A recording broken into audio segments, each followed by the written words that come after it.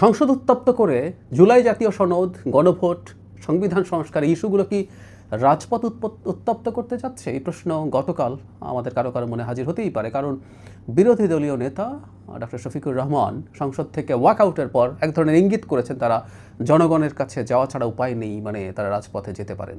যাই হোক, এই প্রশ্নের জবাব তোলা থাকুক, কিন্তু যে ডিবেটটা জমে উঠেছে সেটা আদি পাপ কোথায়? এই সংকটটা কেন হয়েছে? এই সংকটটা কিন্তু ইম্পেন্ডিং ছিল। আমি বা আরও কেউ আমি খুব সিরিয়াসলি পূর্বাভাস করছিলাম যে একটা সংকট তৈরি হবেই নির্বাচনের পর এই সনদ এবং এই গণভোটের রায় বাস্তবায়ন নিয়ে।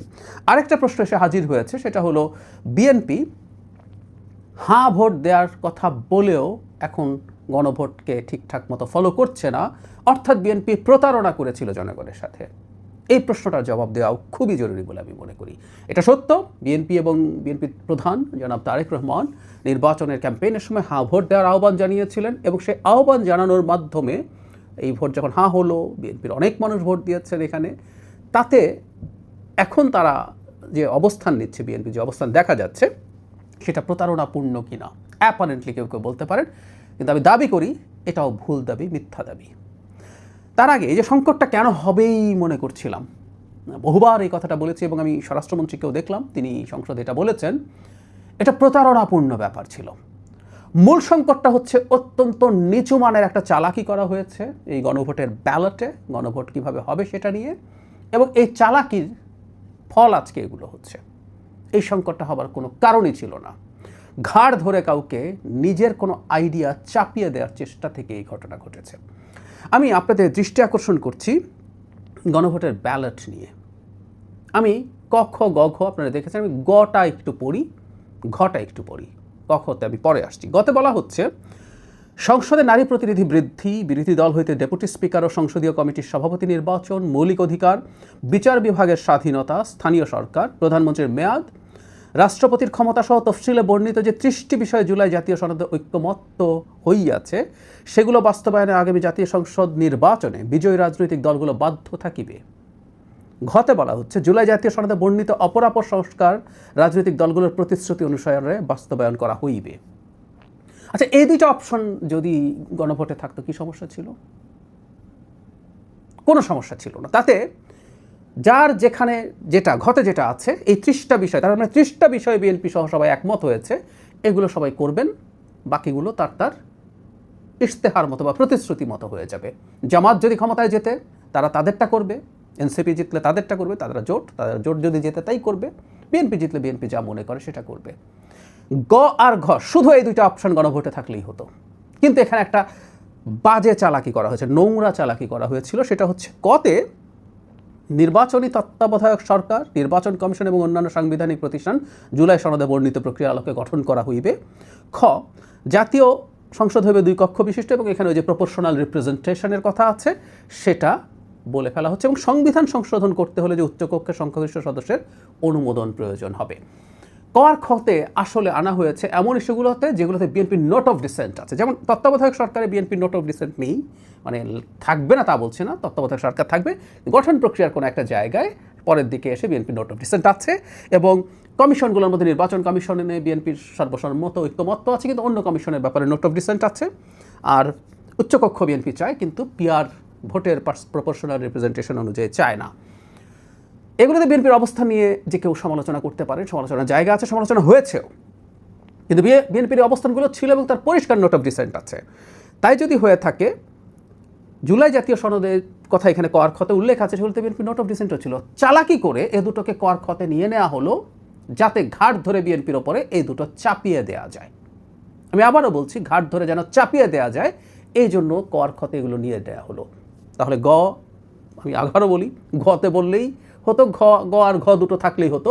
30টা বিষয় ঐক্যমত্য হয়েছে, সেটা করবেই সবাই, যেই আসুক না কেন। ঘতে যেটা আছে বাকিগুলো তার ইচ্ছে মতো করবে। বিএনপি আসার পর আপার হাউস সে করবে, সে সেটার সিট যেভাবে করতে চায়, সিটের প্রপোর্শনে সেটা অনুযায়ী করবে। তখনও সমালোচনা হোক, এবং পরবর্তী নির্বাচনে বিরোধী দল সেটাকে ক্যাম্পেইন করুক, সেই প্রতিশ্রুতি দিক যে তারা পিআর করবে, তারা যদি নির্বাচনে সেই রকম সংখ্যাগরিষ্ঠতা পায়। এই চালাকিটা বাজে নোংরামি হয়েছে, এটা প্রতারণা হয়েছে। এই প্রতারণাটাই আসলে আদি পাপ এই সংকট হওয়ার পেছনে। ঐক্যমত্য কমিশন পুরোটা মিলে সরকার সহ এই আদিপাপটা করেছে বর্তমানে যারা বিরোধী দল আছেন তাদের যোগসাজশে। কেউ কেউ বলবেন ওখানে অত দল মেনেছে, সব মেনে নিয়েছে, বিএনপি একটা দল না মানলে কি আসে যায়, মানে একটা দলের ওজন পাল্লায় তুললে আর বাকি দলগুলোর ওজন পাল্লায় তুললে তো দেখাই যাচ্ছে আসলে কি দাঁড়ায়। আমি বহুবার বলেছি আমরা আগে গণভোট নিয়েছি, অথচ এটা হবার কথা ছিল না। আগে এটা পার্লামেন্টে আলোচনা হবে, হয়ে গণভোটে যাওয়ার কথা ছিল। সো এই নির্বাচনের পর পার্লামেন্টে যদি আলোচনা হতো, আপার হাউসের পিআর কি পার্লামেন্টে পাস হতো? হতো না। সো জনগণের কাছে আপার হাউস যেত সিটের প্রপোর্শন অনুযায়ী, সেটার গণভোট হওয়ার কথা ছিল। আচ্ছা, এখানে আরেকটা কথা বলা হয়, বিএনপি নিজেই গণভোটের কথা তুলেছে। আমি সংসদে দেখলাম খুব চমৎকার জবাব দিয়েছেন জনাব সালাউদ্দিন আহমেদ, স্বরাষ্ট্রমন্ত্রী। তিনি স্পষ্টভাবে বলছেন যে হ্যাঁ, তিনি গণভোটের কথা বলেছেন, কিন্তু সেটা ছিল জুলাই জাতীয় সনদ জনগণ অনুমোদন করে কি করে না সেটা নিয়ে। তো জুলাই জাতীয় সনদ অ্যাজ এ হোল, ইভেন এটাও যদি গণভোটে আসতো, যেটা আমরা মানি, তাহলে নোট অফ ডিসেন্ট সহ এটা হতো। বিএনপি রিপিটেডলি বলেছিল, এই ডিবেটগুলো দিনের পর দিন মাসের পর মাস আমরা টিভি টকশোতে করেছি, বিএনপি রিপিটেডলি বলেছিল সে নোট অফ ডিসেন্ট সহ জুলাই সনদ মানছে। তার মানে হচ্ছে যেখানে যেখানে তার দ্বিমত আছে সে ক্ষমতায় আসলে সেগুলো সে করবে না। তার এই করা না করা নিয়ে অন্য ডিবেট হতে পারে, নির্বাচনী মাঠের রাজনীতি হতে পারে, অনেক সময় কনস্টিটিউশন অ্যামেন্ডমেন্ট নির্বাচনী ইস্যু হতে পারে। আমি প্রায় উদাহরণ দিতাম আর্টিকেল 370, যেটা কাশ্মীরকে আলাদা মর্যাদা দিয়েছিল। বিজেপি একটা ইলেকশনের আগে সেটাকে তার ক্যাম্পেইনের পার্ট করেছে যে আমরা যদি ওই রকম সংখ্যাগরিষ্ঠতা পাই আমরা এটা রিপিল করবো, বাতিল করে ফেলবো। করে কাশ্মীরের স্পেশাল মর্যাদা তুলে দিয়েছে। ঠিক একইভাবে তারা কী করতে চায় সেগুলো ইস্যু হতে পারতো, করে তারা পরবর্তী নির্বাচনে জনগণ যেহেতু এইসব সংস্কারের জন্য বসেই আছে সেটা তারা করলেই হতো, সমস্যা ছিল না। কিন্তু করলো কি, সবাই মিলে, কমিশন এবং এই জামাত এনসিপির চিন্তা সব মিলে এই প্রতারণাপূর্ণ চালাকিটা করা হয়েছে। এটাই আদিপাপ, এটাই সব সংকটের গোড়া। সুতরাং এই সংকটের গোড়াটাকে চিন্তা করেই এখনকার পরিস্থিতি বিবেচনা করতে হবে। এখন প্রশ্ন হচ্ছে, বিএনপিকে প্রতারণা করলো? বিএনপি তো হাঁ ভোট দিতে বলেছিল। ইয়াস, প্রধানমন্ত্রী তৎকালীন, তিনি বিএনপি প্রধান ছিলেন শুধু, তিনিও বলেছেন। আচ্ছা, এখন এই যে গণভোটের ব্যালটটা আসলো, বিএনপি কি তাহলে না ভোট দিতে বলবে? আমরা খেয়াল করি, ওপরে তত্ত্বাবধায়ক সরকার এবং কমিশনগুলো আর আপার হাউস, 3টা ইস্যু আছে, আর গতে আছে 30টা ইস্যু। 30টা ইস্যুতে বিএনপি একমত হয়েছে। তো বিএনপি না বলা মানে হচ্ছে বিএনপি ওই 30টাও ডিনাউন্স করছে। এটা কি হওয়া উচিত? বিএনপি হ্যাঁ বলেছে, সে 30টাকে তো ওন করে, বাকি যে দুটো কর খ আছে সেটার ব্যাপারে বিএনপির মোরাল স্ট্রেংথ আছে, কারণ সে শত সমালোচনার পরও কর খতে তার অবস্থান থেকে সরে আসেনি। আমি আবারও বলছি, কর খতে বেশ কিছু জায়গায় বিএনপির বিরুদ্ধে যৌক্তিক সমালোচনা আছে, সেই সমালোচনা করা যায়, ভ্যালিড গ্রাউন্ড আছে। আমি এটা এখনও বলছি, সরকারের অংশ হয়েও বলছি। কিন্তু বিএনপি এই জায়গায় সৎ ছিল। কোনোদিনও বিএনপি বলেনি যে সে এটা করতে চায়। সুতরাং সে হায়ের কথা বলেছে, সে 30টাকে ওন করে,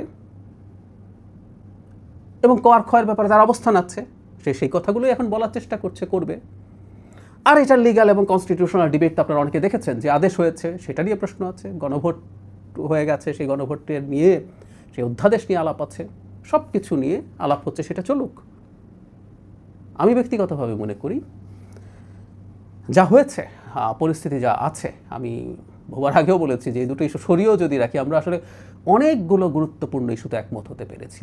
সেই জিনিসগুলো অন্তত ইমপ্লিমেন্টেড হওয়া দরকার। সেগুলো ইমপ্লিমেন্টেড যদি হয় ঠিকঠাক মতো, আমরা অনেকটা এগিয়ে যাব। আর কিছু যদি নাই হয়, সেটা ভালো এক অর্থে। বিরোধীরা ইস্যু পাবেন, তারা সেটা নিয়ে রাজনীতি করুন।